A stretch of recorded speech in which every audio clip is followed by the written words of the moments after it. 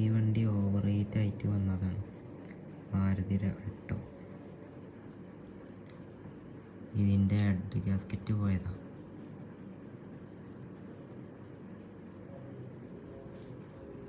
വെള്ളം നോക്കാതെ ഓടിയിട്ട് ഓവർ റേറ്റായി. അങ്ങനെ ഹെഡ് ഗ്യാസ്കറ്റ് പോയി. ചെമ്പത്തിയിലൊന്നും വലിയ കുഴപ്പമില്ല. ആൾക്കെന്താ വിൽക്കാനുള്ള വണ്ടിയാണെന്നും ഒക്കെ പറഞ്ഞു. അപ്പോൾ പിന്നെ അങ്ങനെ കയറ്റിയാൽ മതി എന്നൊക്കെ പറഞ്ഞായിരുന്നു മൂപ്പര്.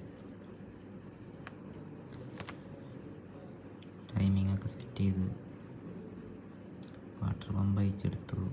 ടൈമിങ് സെറ്റ് ചെയ്ത് ഹെഡ് ഇറക്കി.